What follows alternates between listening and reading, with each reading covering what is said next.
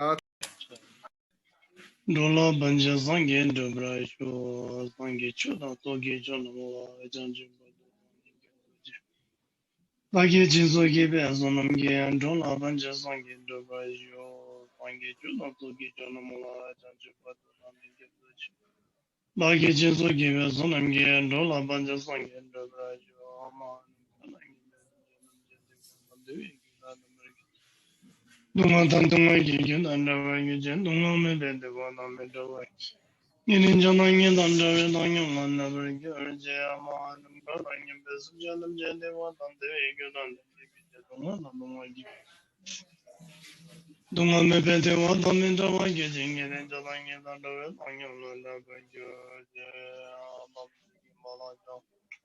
Pedir sanki cümlende dene dışı şemanda şemayanda bazı sanki ribana yasadan matebreci baki banduva talar. Me bağlanan benim geldim bazen gecilerde zor işi badeniz bulamda gideme gibi zamanım gücüm da girdi. Sonum gidenim gece yapacağım zamanım gidenim. Sonum yemeğe de gebacı rimadım da donamadım bana Umrumu zivame basın canım çekildim bacan çözüm banım ki ya babek alanım ki gebunya aldı dedim gider duvarım gider be işi badım ne babazım yemeği gibi sonunda da Yang baguji dong zom ji bagu zuma me ba da ba da gi ma ba zo da gi nya ma ba zo me ba da na ma de ba do na ba do kum ba da la de na ba ono no min de ma gi je na da ma do ba na jin da ja ba yo zo dong wa da la na ba do ji ba le do ji o le gu wa ji yo zo ba de ba ma ji ma da da Sang gi jum de nam gi je la ne ba nya la de ba la me na ba yo ma ba gi ge da la ne ba su je ja na su be so ba ji de da na sang gi jum de nam gi gu ji ba na Ambition the Marigan Bodega, the Marigan, there's a Mozilla, some more Montebayos, Bayos, Bayos, Jamajam, surely remember Bishop. You were the Petiton on the day by giving us so don't get much of what you then they get from the Joe and the Vala level to make him a Joe of the judge of the door, Jamamin, the Mammy, the one on the Tebajim get an elevator, you were number you were the Malaysia, but also you were also you was making Undoanti menazi wa jimbo zange da famige da bejuya zamige famige da zamige samige na number member zamige namba jinde ke wa yo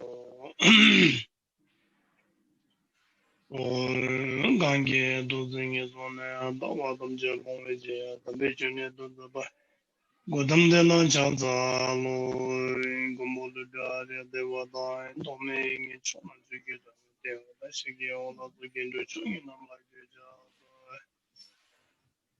to je zon jin de le na da ma ro me lo je je ga mo ba ma do ba ye wa de wa ba ge la ma na ma gu ja ba ngom ba jo jo dong ge jen je lo ma ye ba ga zo na de de ma ji ge ja be ge ma do ba dam je de je je na mo ge da ba jing ge do ba da mi ge na do gu ge na ne je zo ma dam je ge do da ge ju do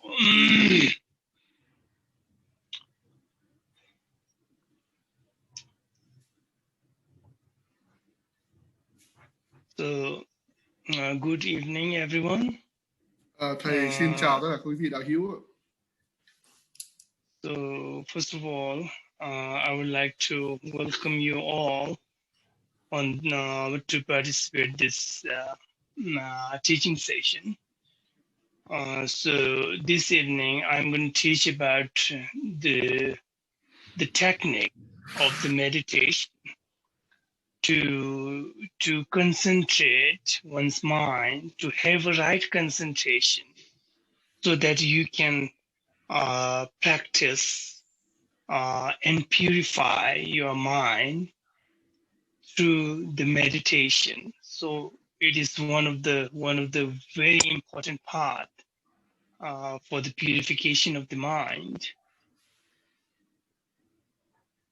Yeah. Thầy xin chào tất cả quý vị đạo hữu. Buổi tối ngày hôm nay thì thầy sẽ giảng về cái kỹ thuật thực hành thiền để tập trung, nâng cao cái khả năng tập trung của mình để đạt được chánh định. Và thông qua cái việc thực hành này thì chúng ta sẽ tịnh hóa được tâm thức của mình và chúng ta sẽ thiền định được tốt hơn. Và đây có thể coi là một cái nội dung rất là quan trọng nhằm tịnh hóa tâm thức của các hành giả, những người thực hành pháp Khenpo. So, as many of you know about, some technique of the meditation. You may heard about the meditation technique. Meditation, you should do meditation like this, or you may heard about it. You may listen to teaching about the meditation, and many of others they do practice meditation in their daily life. Some they have really very good result by doing meditation. Some they do not get a good result because somehow their practice is not proper. They are doing on some other way. So those who get a good result of the meditation, those who get a good stability of the mind by doing any sort of meditation, that is good actually, because it gives a good result. That means those people, those practitioners are doing their meditation properly. The procedure of the meditation is pure so that you can get a good result, pure result. So, for the technique of the meditation like this, to purify the mind, for that you have to concentrate your mind. Otherwise, it is not possible to purify your mind. So, to purify one's mind, you have to have right concentration, a very good state of the mind, a very stable mind. For that, you should have a good, base of the morality. The foundation of the right concentration is the morality, the path of the morality. Otherwise, the right concentration cannot, cannot happen, or cannot cannot raise in your mind because of the base. So the base must be pure, which is the pure morality. So that is why Buddha himself said that one must practice the morality. On the base of the pure morality, you can have a good concentration of the mind, so that you can purify your mind by the wisdom that you gain through that right concentration. So that is why for the purification of the mind, one must train one's mind to purify the mind. Train one's mind means to have right concentration, so that you can have a good wisdom on the base of the morality and right concentration.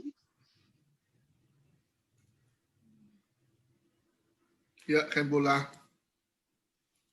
Như rất là nhiều quý vị đạo hữu ở đây đã biết rồi, là chúng ta có rất là nhiều cái kỹ thuật thiền định khác nhau, và bản thân quý vị chắc là cũng đã từng nghe giảng rất nhiều các kỹ thuật thiền định khác nhau, và có thể nói là rất nhiều các cái đạo hữu ở đây đã thực hành thiền ở trong cái cuộc sống hàng ngày của mình, và một số quý vị đạo hữu đã đạt được những cái kết quả rất là tốt đẹp, kết quả rất đáng khích lệ thông qua cái việc thực hành thiền. Tuy nhiên một số đạo hữu khác thì lại không đạt được những cái sự tiến bộ, hay là không đạt được những kết quả tốt đẹp trong cái quá trình thực hành thiền của mình. Cái nguyên nhân hay là cái lý do tại sao một số đạo hữu thực hành thiền mà lại không đạt được cái kết quả tốt đẹp, bởi vì cái kỹ thuật thực hành thiền của quý vị đã không đúng đắn, quý vị đã không thực hành thiền một cách đúng đắn, do vậy là quý vị không đạt được cái kết quả tốt đẹp. hiểu như thế nào là một cái kết quả tốt đẹp trên cơ sở thực hành thiền. Đấy là sau một thời gian thực hành thiền thì chúng ta sẽ có được một cái tâm thức rất là thanh tịnh, cũng như là có được một cái tâm thức rất là an nhiên, rất là bình ổn, rất là tĩnh tại. Còn nếu như mà chúng ta thực hành thiền mà tâm của chúng ta không an nhiên, không tĩnh tại, tâm của chúng ta không trở nên thanh tịnh, thì đấy là cách thực hành thiền sai. Và mục đích của thực hành thiền là gì? Để tịnh hóa tâm thức của mình, để đạt được chánh định. Đạt được chánh định thì chúng ta sẽ đạt được cái trí tuệ của mình. Và như Đức Phật đã giảng dạy rằng là để mà có được chánh định, để mà có được trí tuệ thì chúng ta phải dựa trên nền tảng đạo đức, tức là chúng ta phải sống một cuộc sống dựa trên nền tảng đạo đức, hay còn gọi khác là giữ giới. Cái việc chánh định nó sẽ không bao giờ đạt được, không bao giờ xảy ra nếu như mà chúng ta không xây dựng một cái nền tảng, nếu chúng ta không xây dựng một cái nền tảng, đạo đức, tức là chúng ta không giữ giới. Không giới hay là đạo đức nó giống như là một cái nền móng, cái nền tảng, và chánh định chỉ đạt được trên cơ sở cái nền tảng là giữ giới. Và trên cơ sở chánh định thì tâm thức của chúng ta mới được tịnh hóa, và trên cơ sở tịnh hóa tâm thức của mình thì trí tuệ của một người thực hành Phật pháp mới có thể phát triển. Như vậy Đức Phật dạy rằng là giới là nền tảng của mọi thứ, và trên cơ sở giữ giới thì đạt được chánh định, và khi mà có chánh định được rồi thì sẽ phát triển được trí tuệ. Như vậy rõ ràng là để mà tịnh hóa được cái tâm thức của mình, hay nói một cách khác là thuần hóa được tâm thức của mình, thầy dùng cái từ têm do mai, tức là têm nó giống như là thuần hóa một con thú hoang ấy. Tâm của chúng ta giống như một con thú hoang, và chúng ta phải thuần hóa cái tâm thức của mình giống như là thuần hóa một con thú hoang. Và khi mà chúng ta thuần hóa được tâm thức của mình rồi, trên cơ sở có được chánh định rồi, tức là khả năng tập trung, thì chúng ta sẽ phát triển được trí tuệ. Như vậy nói tóm lại là để mà thực hành thiền được đúng đắn thì trước tiên là chúng ta phải xây dựng một cuộc sống dựa trên nền tảng đạo đức, chúng ta giữ giới, sau đó chúng ta thực hành thiền để đạt được cái chánh định, tịnh hóa tâm thức của mình thì mới phát triển được trí tuệ. Khenpo Lạc. So you can see many people in this world, some they are really very interested to practice the meditation. And also you can see there are many people, those who really, they do not have a kind of interest to do the practice, such as to practice the meditation. They do not have a kind of instinct or, a kind of interest to do the practice of meditation. Within the Buddhist community, you can see that some they are really, doing, practicing some other things, but they are not really practicing meditation. They don't want to practice a meditation because they feel it's a kind of boring stuff that, But, if you really understand the technique of meditation, of the path of the purification of the mind, if you really do understand it and practice it properly as Buddha guided us to practice, as it is, as Buddha taught to us, then those who understood the technique and practice it properly,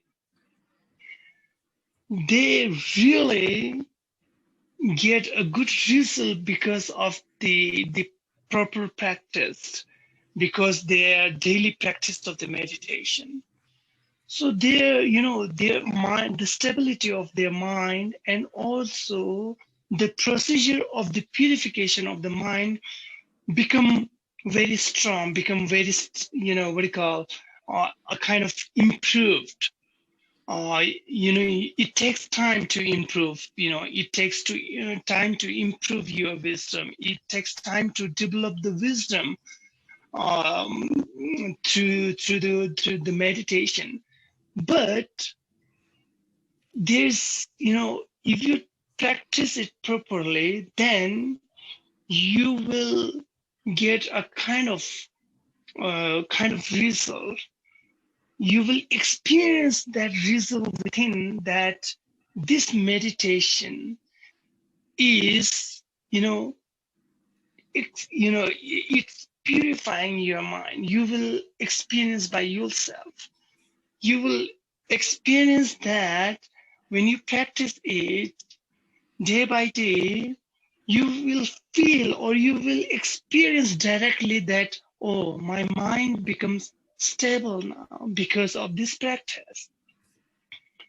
And later, if you do practice it daily, you can find, your mind becomes so strong. You can find that your mind becomes so clear and, purifying. You will understand by it yourself. You will experience it directly by yourself. So it is very important to understand the technique which was taught by Buddha, the Shakyamuni, more than 2,500 years ago. It is very important to understand it clearly and practice it properly as Buddha wants us to do the practice, so that we can get a very good result by practicing the meditation. So that, so this can cut the confusion in our mind. It will make so clear, it will make our mind so clear to see the reality of the phenomena as it is. Yeah, Khenpo Okay. Yeah. Có rất là nhiều người ở trên thế giới này thì đã thực hành thiền định, nhưng mà cũng có rất nhiều người ở trên thế giới này thì họ không thực hành thiền định một tí nào cả. Có nghĩa là họ không quan tâm đến, họ không có bất cứ một cái thích thú gì đối với việc thực hành thiền định cả. Nhưng mà trong cái cộng đồng những người mà theo Phật giáo thì có một số người đã thực hành rất nhiều các cái pháp môn khác nhau. Tuy nhiên là họ lại không thực hành thiền, bởi vì họ cho rằng là thực hành thiền là một cái thứ nó rất là nhàm chán, cho nên là họ thực hành những cái pháp môn khác mà họ không thực hành pháp môn thiền. Nhưng nếu như mà bạn thực sự hiểu được cái kỹ thuật thực hành thiền hay còn gọi là con đường để tịnh hóa tâm thức của mình, cái kỹ thuật thiền mà do chính Đức Phật Thích Ca Mâu Ni đã dạy cho chúng đệ tử, thì đó là một cái cách thức, hay đó là một con đường để tịnh hóa tâm thức của mình. Và nếu như mà chúng ta thực sự hiểu cái cách thức thực hành thiền mà Đức Phật đã dạy cho chúng ta, thì chúng ta thực hành đúng, chúng ta sẽ đạt được cái kết quả tốt. Và sau một thời gian thì chúng ta sẽ thấy rằng là tâm thức của mình trở nên rất là bình ổn, rất là cân bằng, rất là an nhiên, và tâm thức của chúng ta trở nên rất là thanh tịnh. Và có một điều đặc biệt chúng ta sẽ nhận thức được là trí tuệ của chúng ta sẽ ngày càng trở nên cải thiện, và trí tuệ của chúng ta ngày càng tăng trưởng. Và khi mà chúng ta phát triển được trí tuệ của mình thông qua cái việc thực hành thiền định, thì chúng ta thực hành thiền định một cách đúng đắn thì chúng ta sẽ đạt được những kết quả rất là khả quan. Và cái việc thực hành thiền này nó giúp tịnh hóa tâm thức của mình, và nhờ tự thực hành thiền thì chúng ta sẽ có những cái trải nghiệm của riêng chúng ta. Thông qua việc thực hành thiền từng ngày một, thì chúng ta sẽ có những cái trải nghiệm khác nhau từng ngày một. Và khi mà tâm thức của mình được cải thiện hay là được hoàn thiện thì tâm thức của chúng ta trở nên rất là mạnh mẽ, tâm thức của chúng ta trở nên rất là thanh tịnh, rất là trong sáng. Và khi mà tâm thức của chúng ta được tịnh hóa và chúng ta có những cái trải nghiệm bằng chính bản thân mình, thì trí tuệ của chúng ta sẽ phát triển từng ngày. Đấy là điều lý do vì sao mà chúng ta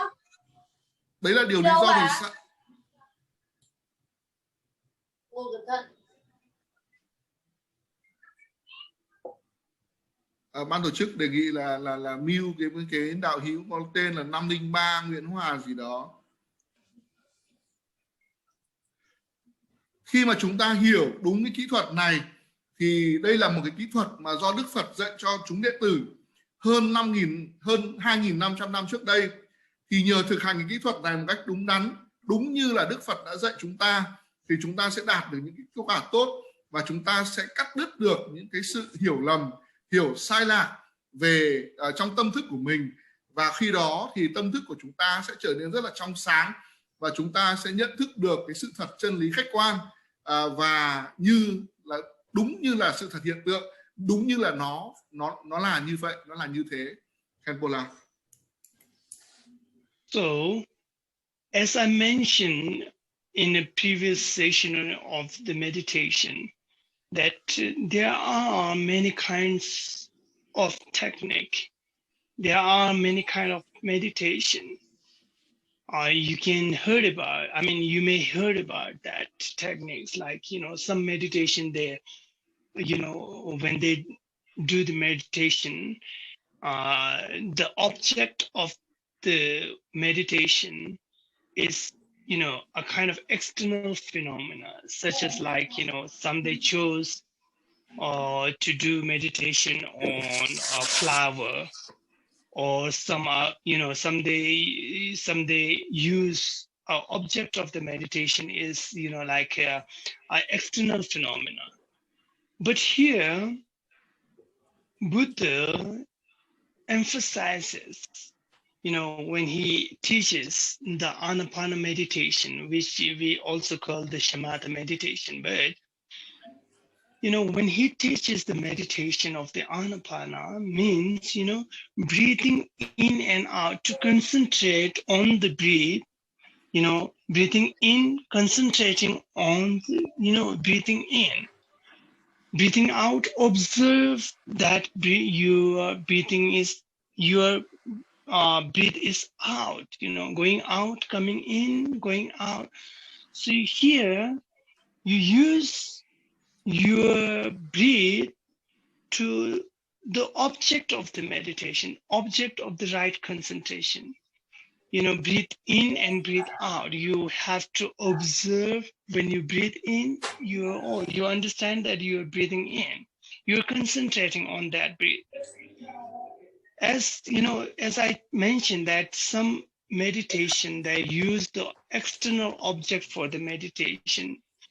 But, when we use that external object for the meditation, object of the meditation, your mind cannot be so sharp or so, so stable. Why? Sometimes because of the external object, because when you use the external object for the meditation, object of the meditation, your mind, most of the time, your mind get distracted. Most of the time, you cannot control all your afflicted emotions because of that external object. When you see that external object, and through that, you may have a kind of, a kind of sensation. Because of that, you may get distracted. But here, when you use your own breath for the object of the meditation, it is strongly related to your body as well as your mind. So why we are choosing our breath to meditate on? Because our breathing in and out is strongly related to our body. Because without this breath, we cannot live, we cannot alive. And because of our breath related to body, it is also strongly related to our mind. You can see that whenever you have a kind of afflicted emotion, you lost your normal, balance of the breath. When you have a kind of anger, you can see that your breath becomes, little harder, or your breath becomes little, faster, because of why it is strongly related to your mind as well. So that is why it is very important to, concentrate on one's breath, concentrate breathing in and breathing out, so that you can later you can understand the reality of your body, the reality of your mind, you know, how they interact with each other, how they, you know, functioning, because, you know, that is why it is important to meditate on your breath. Yeah, Khenpo. Chúng ta biết là chúng ta có rất là nhiều các cái cách thức thiền khác nhau ở trong các cái bài giảng. Trước đó thì thầy cũng đã nói về vấn đề này. Có rất là nhiều cách thức thiền khác nhau mà các quý vị cũng đã từng nghe, hoặc là thậm chí là cũng đã từng học, đã thực hành cái kỹ thuật thiền khác nhau. Và có những kỹ thuật thiền thì họ sử dụng những cái đối tượng, những cái chủ thể, những cái vật thể ở bên ngoài cơ thể để làm đối tượng để chúng ta thực hành thiền định, chúng ta thực hành tập trung. Nhưng mà vào thời của Đức Phật ấy, thì ngài dạy cái kỹ thuật thiền chỉ, hay còn gọi là thiền Shamatha ấy, thì Đức Phật dạy chúng ta chỉ tập trung vào chính cái hơi thở của mình mà thôi. Đức Phật dạy chúng ta tập trung vào hơi thở vào, hay là còn gọi là khi mà chúng ta hít vào và khi mà chúng ta thở ra mà thôi. Thế thì chúng ta sẽ quan sát cái hơi thở vào và hơi thở ra của mình, và chúng ta lấy chính cái hơi thở của mình làm đối tượng để tập trung, làm đối tượng để thực hành thiền định. Đây là một điều rất là quan trọng, chúng ta phải hiểu lý do vì sao chúng ta lại dùng chính hơi thở của mình để làm đối tượng, để tập trung, đối tượng để thiền định. Bởi vì là với những cái kỹ thuật thiền khác, khi mà chúng ta sử dụng các cái đối tượng ở bên ngoài để làm đối tượng để thực hành thiền ấy, thì tâm của mình sẽ khó mà tập trung được vào cái đối tượng đó, và tâm của mình khó mà có thể cân bằng được.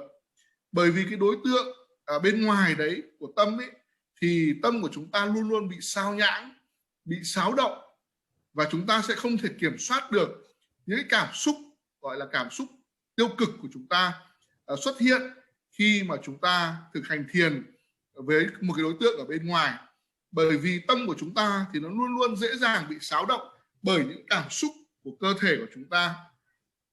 Và khi mà chúng ta bị xáo động ấy, thì tâm của chúng ta sẽ không thể tập trung được nữa.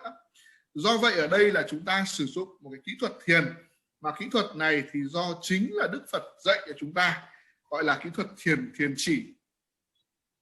Ở đây chúng ta hãy lưu tâm một chút, đấy là có một cái sự liên hệ rất là rõ ràng và chặt chẽ giữa hơi thở của chúng ta với cơ thể.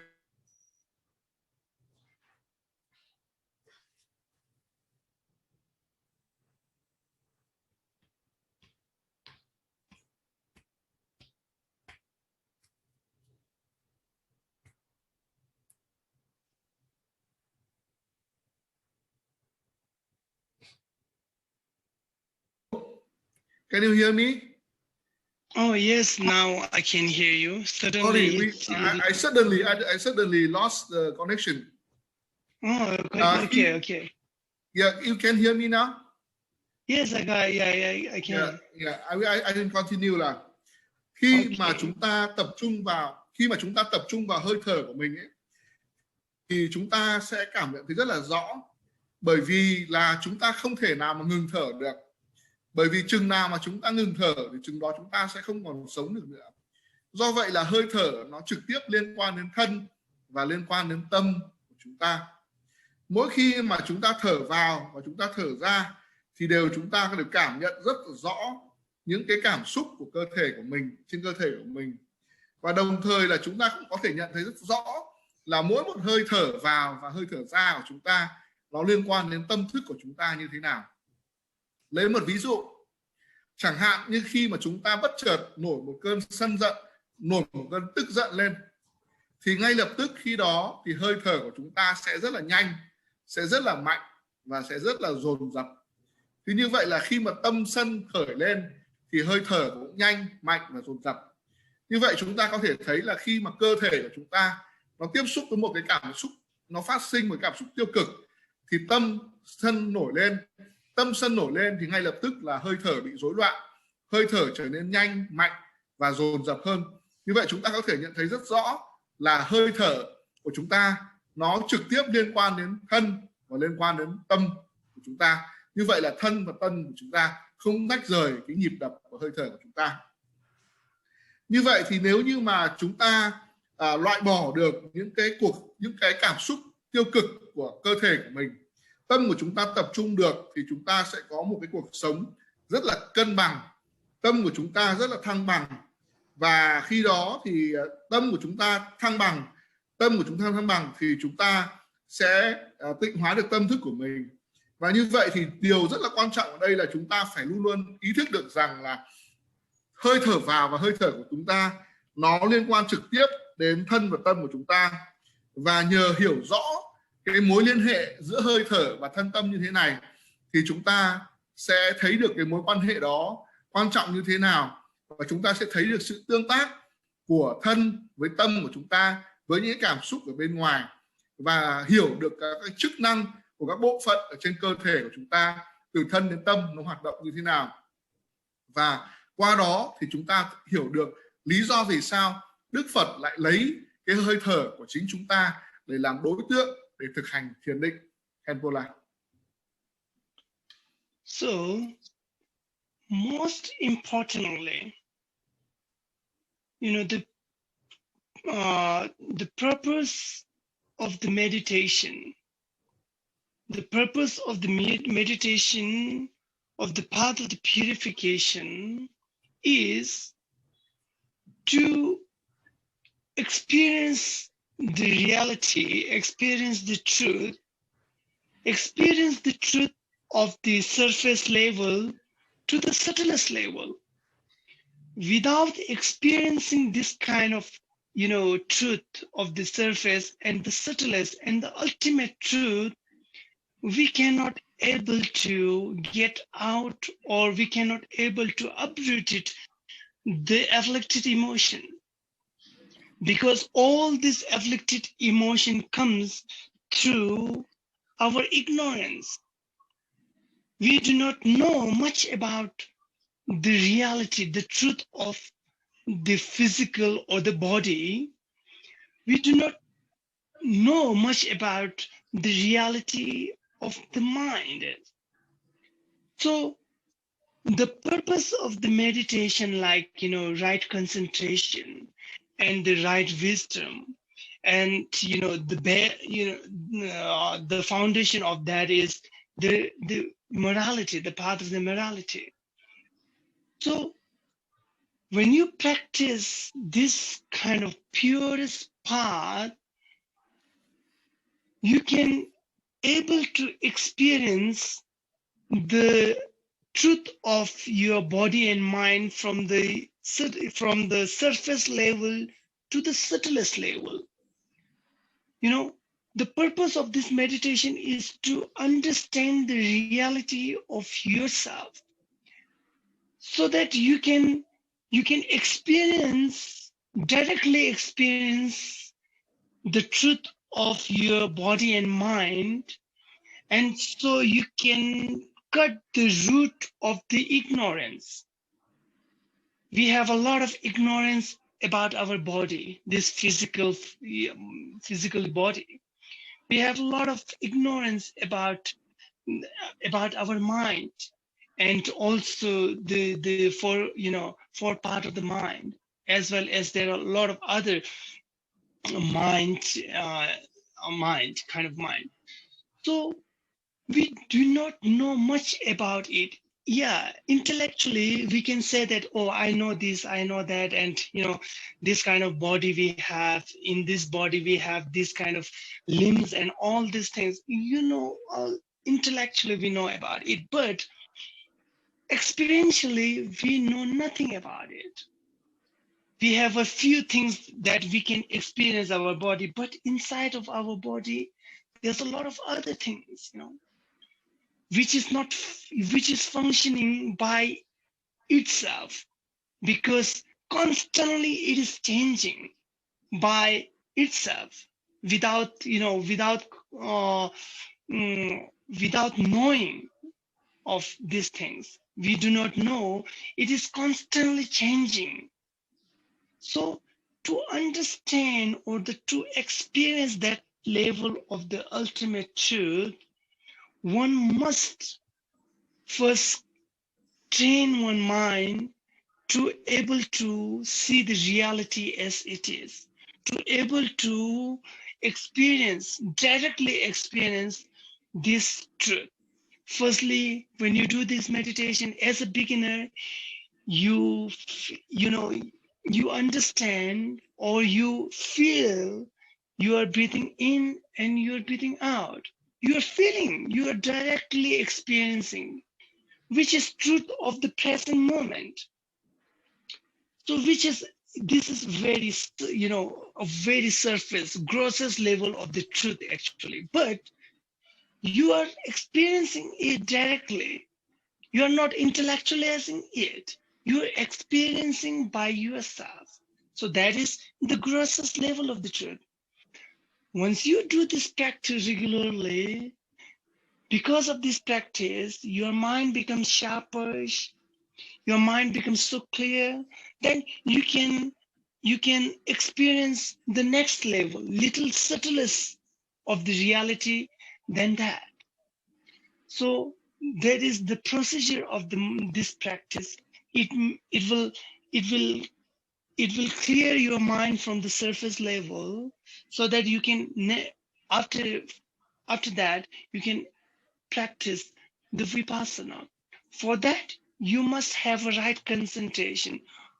For the purpose of that right concentration, one must first practice the anapana meditation. Practice, concentrate your mind to the breathe in and breathe out within this small triangular area,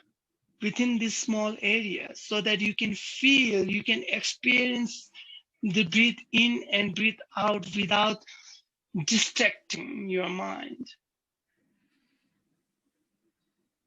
Yeah, Khenpo lá. Ở đây thì là một cái điều rất là quan trọng, có thể coi là một điều quan trọng nhất, là chúng ta phải ý thức được rằng là cái mục đích của việc thực hành thiền là gì, hay là mục đích của cái con đường để tịnh hóa tâm thức của mình là gì. Đấy là gì? Mục đích là gì? Là chúng ta sẽ trải nghiệm thực tế, trải nghiệm với sự thật khách quan, từ cái cấp độ là nông ở bề mặt cho đến cái cấp độ vi tế, cấp độ sâu sắc hơn, cái cấp độ sâu sắc nhất. Thì khi mà chúng ta không có được những cái trải nghiệm thông qua việc thực hành thiền định như vậy, thì chúng ta sẽ không phát hiện được những cái sự thật đó. Và khi mà chúng ta không thể nào mà phát hiện ra được những cái sự thật là tại sao chúng ta lại bị khổ đau, bởi vì chúng ta ngu dốt, hay còn gọi là chúng ta vô minh. Bởi vì chúng ta không thể nào mà nhổ đứt được, hay là chúng ta đoạn tuyệt được với những cái cảm xúc tiêu cực của mình, thì chúng ta bị vô minh, dẫn đến chúng ta vô minh. Vì là vô minh cho nên là chúng ta mới không nhận thức được cái sự thật chân lý khách quan. Chúng ta không hiểu được cái sự thật về cái tâm thức của mình. Như vậy là cái mục đích của cái việc thực hành chánh định. Thực hành chánh định là chúng ta có được cái sự tập trung của tâm thức của mình. Và khi mà chúng ta thực hành như vậy thì chúng ta có, thông qua thực hành thiền thì chúng ta phải có được cái sự phát triển trí tuệ. Nhưng tất cả những việc đó đều phải dựa trên nền tảng của việc thực hành một cuộc sống có đạo đức, một cuộc sống có đạo đức. Và khi mà chúng ta thực hành con đường đó một cách đúng đắn thì chúng ta sẽ nhận thức được cái sự thật chân lý khách quan về thân và tâm của chúng ta, ở cả cấp độ bề mặt cũng như là mức độ vi tế. Và khi đó thì chúng ta phải có được cái sự trải nghiệm sự thật bằng chính cái bản thân của mình. Khi mà chúng ta thực hành thiền ở một cách đúng đắn, chúng ta nhận thức được cái sự thật, mối quan hệ của thân và tâm của mình, thì chúng ta sẽ nhổ được cái nguồn gốc dẫn đến sự vô minh của bản thân mình. Bởi vì chúng ta có rất nhiều sự vô minh, hay nói đúng ra là chúng ta có rất nhiều sự không hiểu biết về thân và về tâm của chúng ta, cũng như là chúng ta không hiểu về những cái loại tâm khác của bản thân mình. Trên thực tế thì chúng ta biết rất ít. Về mặt gọi là về mặt kiến thức mà nói thì chúng ta có thể là đọc sách, có thể nghe giảng để hiểu được về thân, được hiểu về tâm của mình. Nhưng mà về mặt trải nghiệm thực tế mà nói, trải nghiệm bằng chính bản thân mình mà nói, thì gần như chúng ta không biết gì cả. Chúng ta không biết gì cả. Bên trong cơ thể của chúng ta, bên trong tâm thức của chúng ta thì nó có rất là nhiều cái sự vật hiện tượng, nhiều cái cơ quan bộ phận khác nhau, và chúng tự hoạt động và chúng thay đổi một cách gần như là tức thì, ngay lập tức, và chúng liên tục thay đổi mà chúng ta không hề biết đến điều đó. Và để hiểu được điều này thì chúng ta sẽ hiểu được cái sự thật, chân lý tối thượng hay là chân lý tối cao. Và để mà hiểu được cái sự thật, chân lý tối thượng tối cao đó thì chúng ta phải tịnh hóa cái tâm thức của mình, chúng ta phải thuần hóa cái tâm thức của mình, hay nói cách khác là chúng ta phải làm chủ được tâm thức của mình. Bởi vì chỉ khi nào mà chúng ta tịnh hóa được tâm thức của mình thì chúng ta mới nhìn nhận được cái sự thật khách quan như là nó vốn là như vậy, tức là như thị. Nhìn nhận được sự thật khách quan vốn như nó là như vậy, một cách trực tiếp thông qua chính cái cảm xúc của bản thân của mình. Và khi đó thì bạn chỉ cần thực hành thiền thông qua cái việc quan sát cái hơi thở đi vào và hơi thở đi ra của mình vào chính cái thời điểm hiện tại, vào chính cái thời điểm lúc này, thì chúng ta sẽ có những cái cảm nhận, có những cái trải nghiệm bằng chính cảm nhận của cơ thể của mình. Và khi mà chúng ta nhận thức được cái sự thật ở cấp độ thô lậu, chúng ta nhận thức được cấp độ thô lậu bởi vì chúng ta nhờ thực hành thiền mà tâm thức của chúng ta trở nên sắc bén hơn, trở nên nhanh nhạy hơn, trở nên nhạy cảm hơn, tinh tế hơn, trong sáng hơn. Và khi mà chúng ta càng thực hành thiền thì chúng ta sẽ vươn lên, sẽ đạt được một cái cấp độ cao hơn. Đấy là khi mà chúng ta tâm thức của chúng ta đã được tịnh hóa rồi thông qua cái việc thực hành thiền quán, tức là thiền vipassana, thì chúng ta sẽ đạt được đích. Chúng ta đạt được đích và chúng ta sẽ thấy được rằng là thông qua cái việc từ thực hành, đầu tiên là thực hành thiền chỉ, tức là hôm nay thầy đang nói về thiền chỉ. Thiền chỉ là cái bước mà đầu tiên cho người thực hành thiền. Và sau đó khi mà chúng ta phát triển đến một cấp độ cao hơn thì chúng ta sẽ thực hành thiền quán, tức là thiền vipassana. Và khi mà thực hành được thiền chỉ và thiền quán thì chúng ta sẽ đạt được định. Đạt được định thì chúng ta sẽ nhờ cái việc thực hành rất đơn giản, đấy là quan sát cái hơi thở vào và hơi thở ra ở trong cái vùng tam giác ở xung quanh hai cái lỗ mũi của mình. Xin nhắc lại là đối tượng tập trung của chúng ta trong việc thực hành thiền chỉ chính là cái tam giác ở xung quanh hai cái lỗ mũi của mình. Chúng ta quan sát cái hơi thở vào và hơi thở ra của chúng ta xung quanh hai cái lỗ mũi này của mình, thì nhờ đó thì chúng ta sẽ thấy được cái mối quan hệ giữa thân và tâm của chúng ta như thế nào, và chúng ta sẽ phát triển được cái tâm thức của mình thông qua việc tịnh hóa tâm thức của mình. Khenpo La. Okay, so here the power is cut now. You cannot see me, right? Ở chỗ của thầy thì hiện nay là đang bị mất điện, cho nên là các bạn sẽ không thể nhìn thấy thầy được. So as I mentioned about this, the purest path or the purest form of the meditation. So one must have, right concentration. Right concentration means a concentration based on a good morality, a concentration, which is free from negativity, which is free from afflicted emotion, such as which is, free from anger, free from desire, or free from ignorance. If your mind is not free from this afflicted emotion, you can still have a concentration, but it does not call right concentration. Because right concentration means it has to be free from this afflicted emotion. Otherwise, it cannot call right concentration. You can see a lot of things that, most of the things, worldly things, which has to have a good kind of concentration.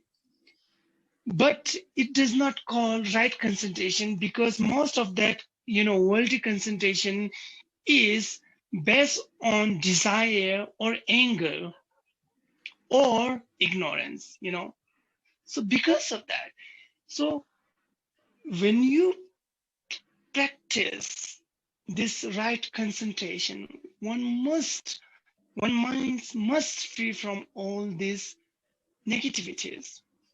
When you practice this Anapana meditation, your mind is free from desire, because you are not attached, you are not desire, you do not have a kind of desire to having more kind of, breathe in and out, You cannot have a kind of desire, I want more, this breath, this breath, this breath. You do not have this kind of desire on this breath.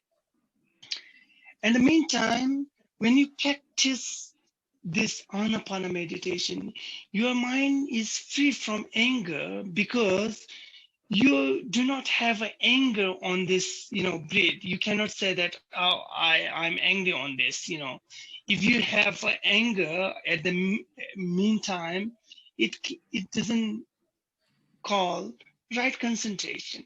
Yeah.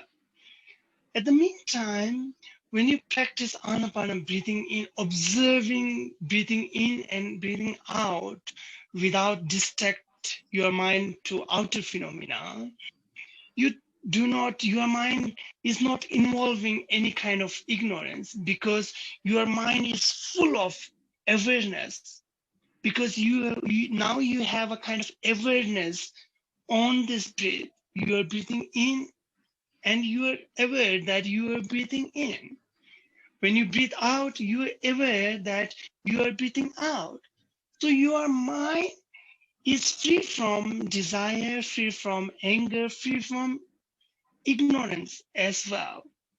So when your mind is free from all this afflicted emotion, and at the meantime, you have a good awareness to that, then it makes your mind so clear, it makes your mind so sharp that you can feel the subtler level, little subtlest level of the reality, which, you can feel a lot of sensation, you can feel a lot of things within your body. But now you do not have to, notice, you do not notice that kind of sensation. You are just breathing in and breathing out. Your awareness is on the breathe in and breathe out. So it makes your mind sharper. So it can feel, it can experience little subtler and subtler. So now it is very important to be aware only on the breathe in and breathe out, without allowing any kind of distraction, without allowing any kind of other thought. That is very important technique, very important part on this technique. Yeah. Khenpo. Khi mà chúng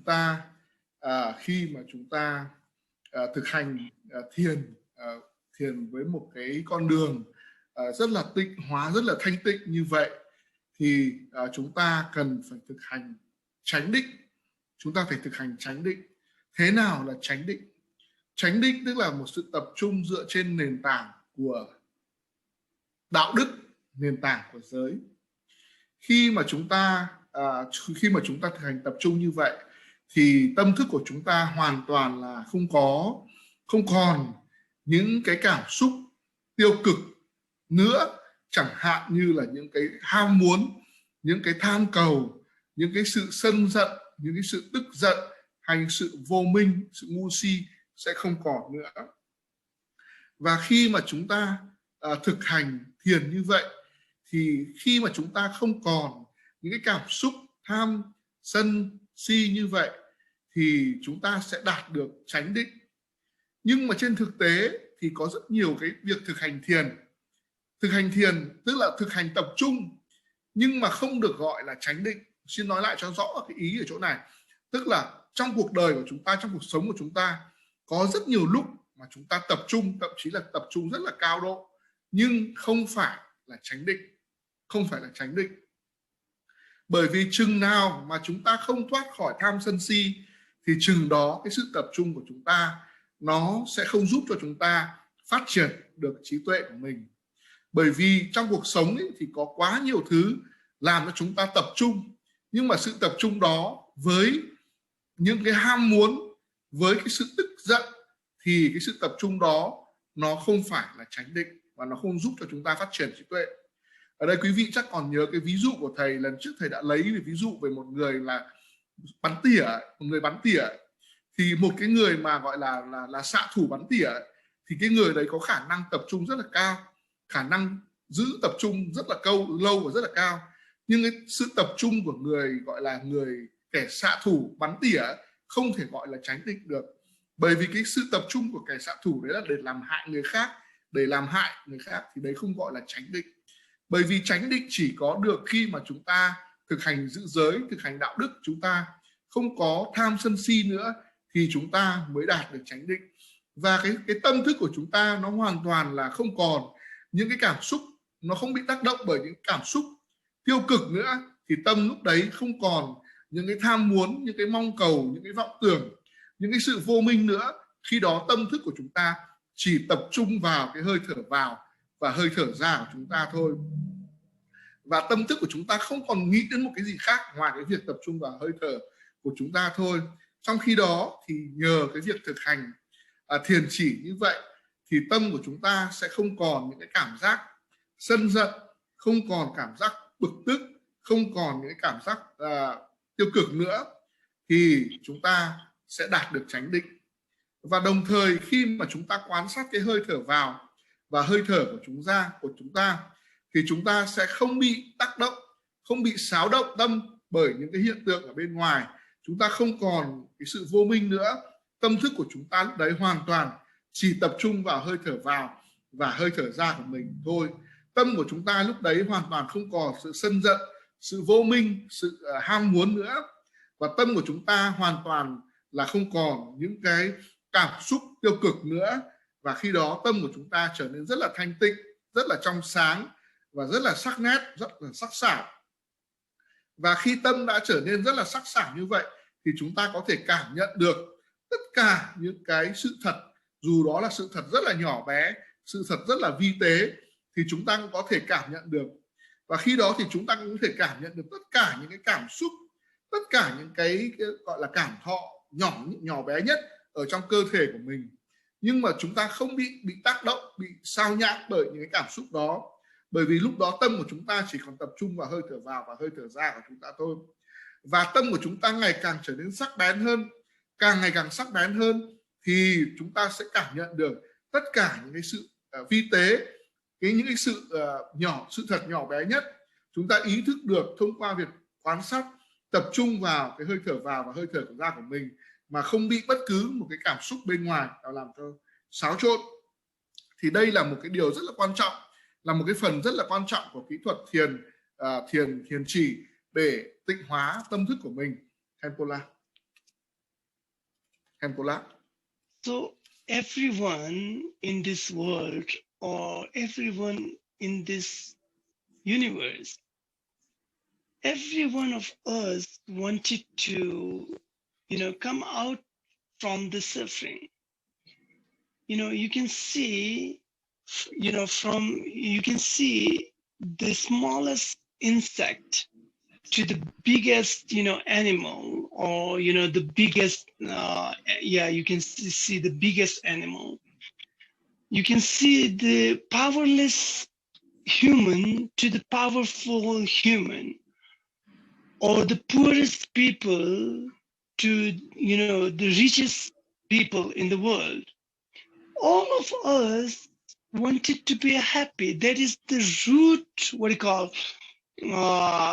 thought or root kind of ambition of all the sentient beings. Everyone wants to be happy. No one wanted to be suffer. No one wanted to have a kind of suffering in their life. But yet we suffer. Yet we do not understand how to come out of this kind of suffering. For example, something unwanted things happen in our life. And because of that, we react on that kind of situation and we multiply this kind of suffering. Something, wanted things not happen in our life. Because of that, we multiply the suffering or multiply this kind of afflicted emotion or negativity in our mind. So once we react on that things with the negativity of our mind, we are multiplying that kind of suffering. Now we do not know how to come out of that suffering. Because of reacting with the negativity of our mind to this situation, it makes you more suffer in the future because of your negativity, because of your action which is taken by this negativity of the mind. So we all wanted to be happy, we all wanted to come out of this suffering, but yet we cannot come out of this suffering.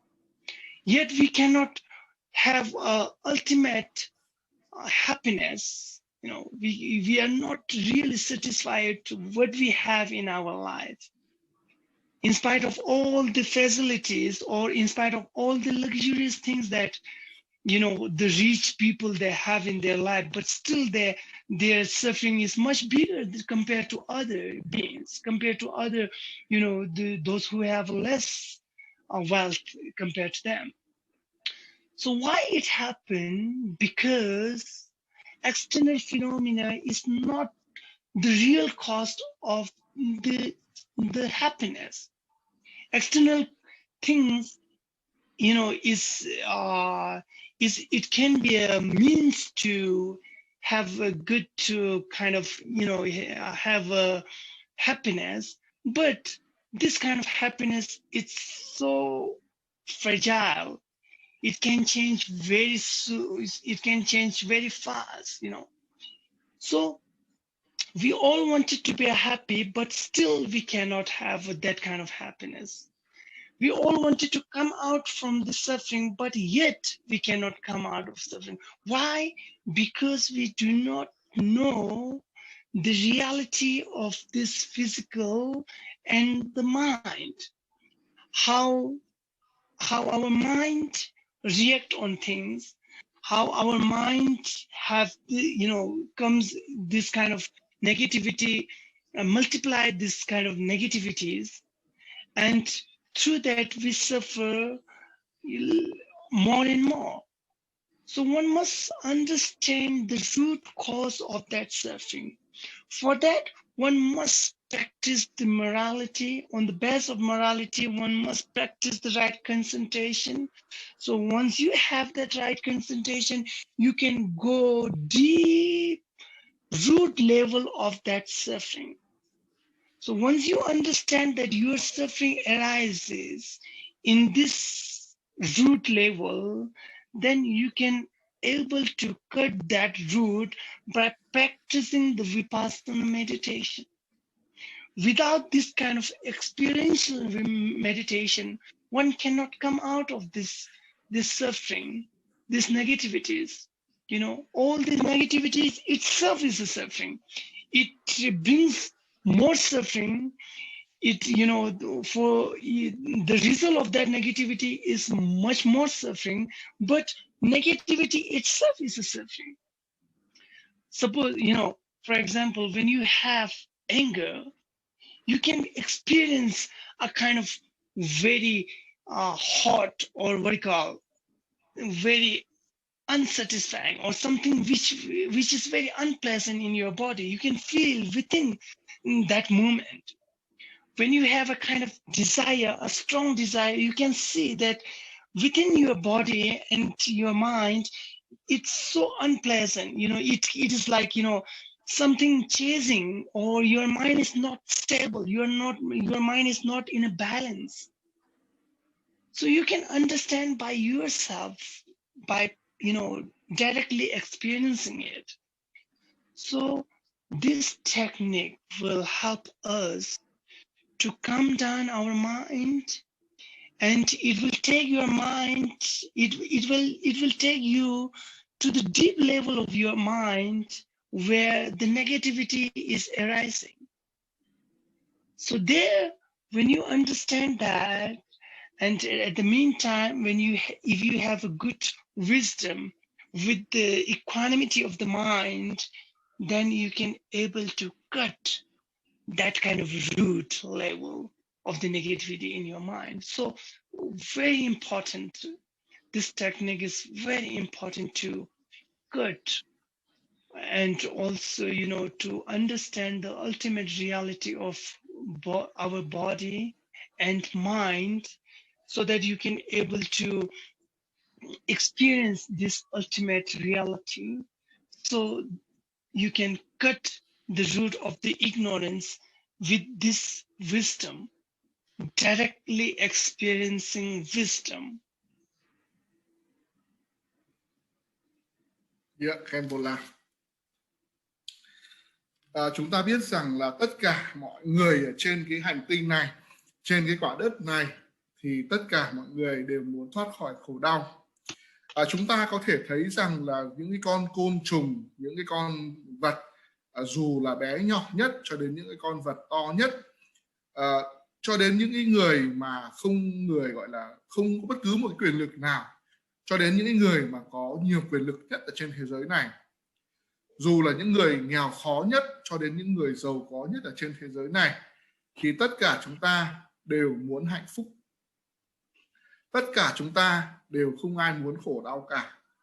Như vậy là cái suy nghĩ nền tảng, hay là cái suy nghĩ căn bản, cái suy nghĩ gốc của tất cả mọi người ở trên thế giới này là không ai muốn khổ đau, và ai cũng muốn hạnh phúc, ai cũng giống như nhau cả.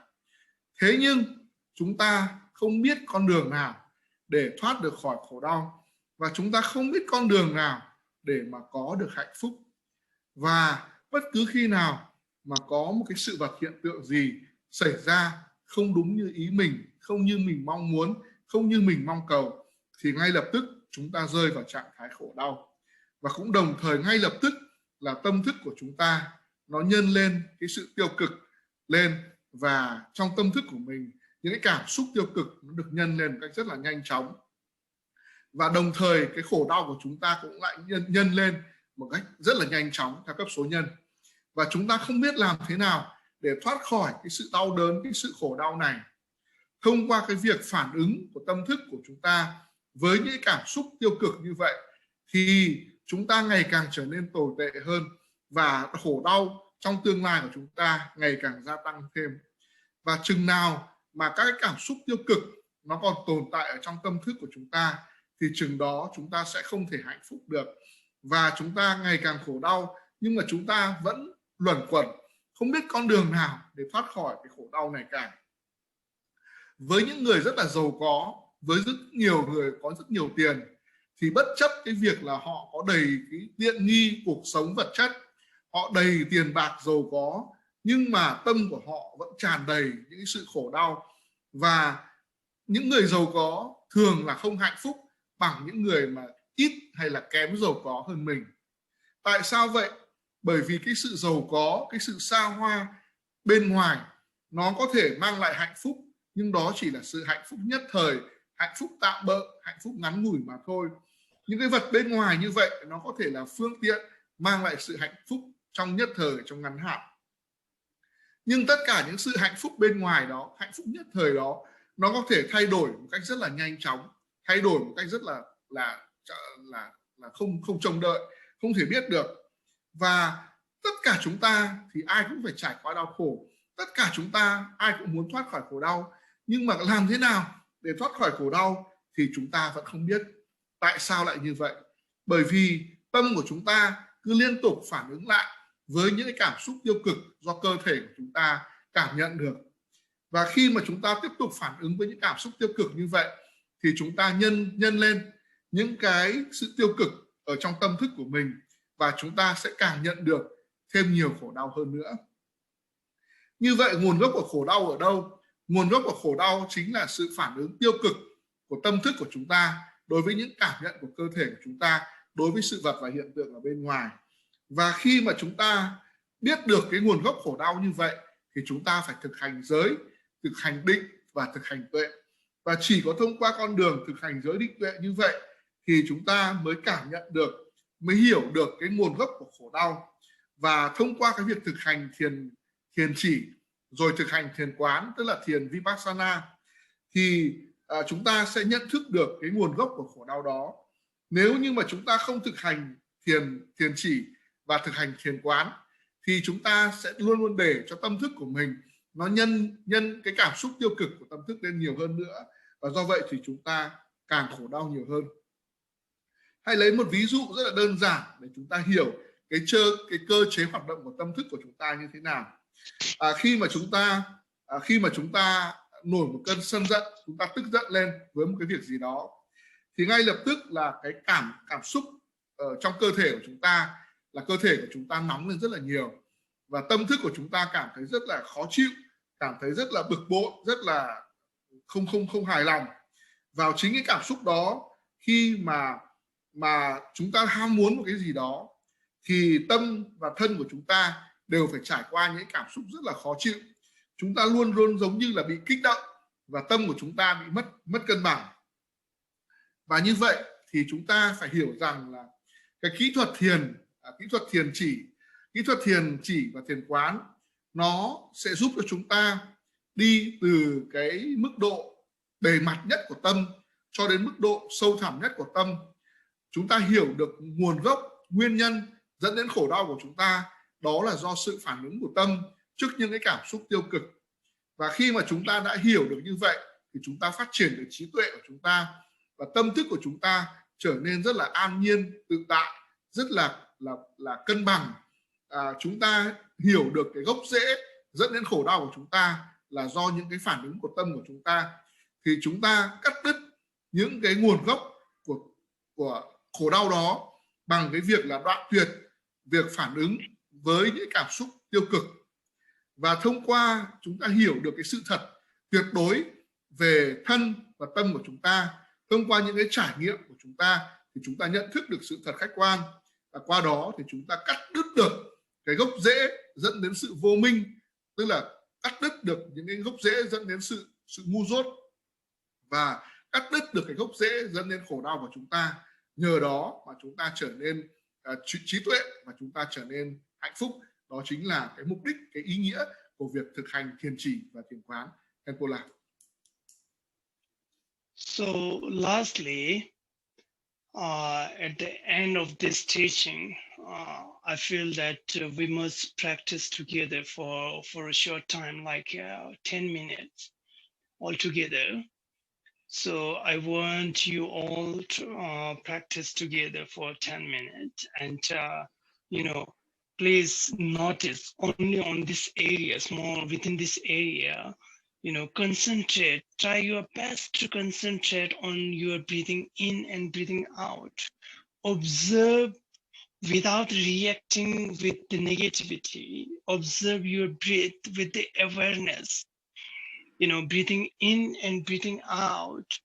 Try your best to continue concentrating on this area, breathing in and breathing out, without allowing any kind of distraction in your mind. So I want you to do this practice with me all together for 10 minutes. So, yeah. Bây giờ thì vào phần thời gian còn lại cái buổi giảng tối hôm nay thì thầy thấy rằng là chúng ta cần phải thực hành thiền với nhau. Bây giờ thì chúng ta sẽ thực hành thiền trong vòng 10 phút. Quý vị hãy ngồi xuống và quý vị hãy tập trung vào cái hơi thở vào và hơi thở ra của mình. Quý vị chỉ tập trung vào cái khu vực tam giác ở xung quanh hai cái lỗ mũi này thôi. Quý vị hãy chỉ tập trung vào cái hơi thở vào và hơi thở ra của mình xung quanh hai mũi này, mà quý vị không cho phép tâm thức của mình phản ứng trước tất cả những cảm xúc tiêu cực khác, không cho phép tâm thức của mình phản ứng trước bất cứ một cái hiện tượng, sự vật nào xảy ra ở bên ngoài, mà chỉ tập trung và quan sát hơi thở vào và hơi thở ra của mình thôi, và cố gắng giữ được tập trung, chỉ tập trung vào hơi thở vào và hơi thở ra của mình, mà không bị ảnh hưởng bởi bất cứ một cái yếu tố tác động từ bên ngoài nào đối với cơ thể của mình. So I already mentioned about the posture of the body, you know, how to have a good, I mean, physical posture when you do this meditation. So I hope that you all understand it, and take your Google off and close your eyes gently, sit properly, and straight your back and neck, and just start the concentration. Bây giờ thì chắc là các quý vị vẫn đã nhớ là buổi giảng trước là thầy đã giảng quý vị về cái tư thế để ngồi thiền định. Quý vị hãy ngồi xếp chân bằng cho nó thoải mái. Quý vị có thể bỏ kính ra, nhắm mắt lại. Quý vị ngồi lưng thẳng đứng, đầu thẳng so với lưng và đầu chúng ta tạo thành một cái đường thẳng đứng, và chúng ta ngồi thoải mái và chúng ta bắt đầu tiến hành thiền định. Please set the time for 10 minutes, okay? Vâng, quý vị hãy đặt thời gian là 10 phút ạ. Okay, now we start. Bây giờ chúng ta bắt đầu thiền ạ.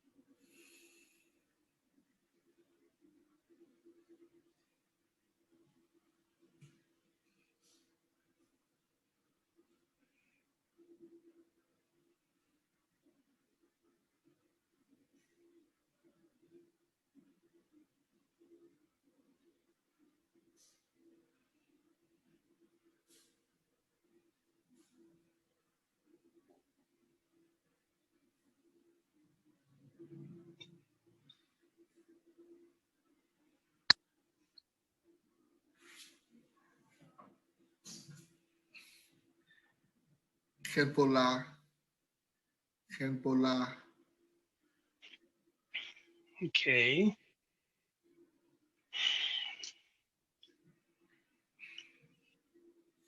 So that is the end of the session. So lastly, I would like to dedicate the merit for all the sentient beings.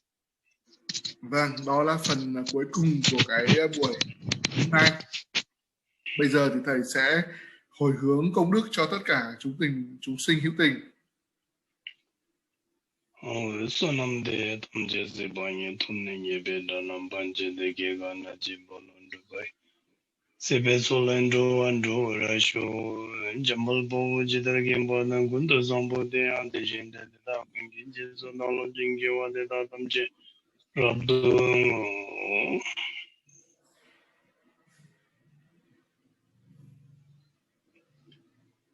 Okay. Thank you so much, Khenpo. Okay, thank you everyone. So take a rest now, Yeah. and we'll see you next teaching. Vâng, Thank thầy you so xin much, xin cảm ơn tất cả quý vị đạo hữu và chúc quý vị đạo hữu có một buổi tối tốt lành và hẹn gặp lại quý vị đạo hữu vào buổi tối thứ 6 tới. Have a good night, all of you. Vâng. Good night. Chúc các quý vị đạo hữu ngủ. Good night. Vâng. Good night. Bây giờ thì chúng ta sẽ hồi hướng bằng tiếng chúng ta sẽ hồi hướng bằng tiếng Việt ạ. Bồ đề tâm vương, tâm tối thượng, tối thượng, tâm vô cùng chân quý, nơi tâm ấy chưa sinh, xin cho cho tâm ấy nảy sinh, nơi tâm ấy đã sinh, xin cho tâm ấy tâm ấy đừng bao giờ thoái chuyển, mà vĩnh viễn mỗi ngày một vươn lên cao hơn. Nguyện đem công đức này hướng về khắp tất cả đệ tử và chúng sinh đều tròn thành Phật đạo. Mô Phật. Xin cảm ơn tất cả quý vị đạo hữu ạ. Cảm ơn chương trình.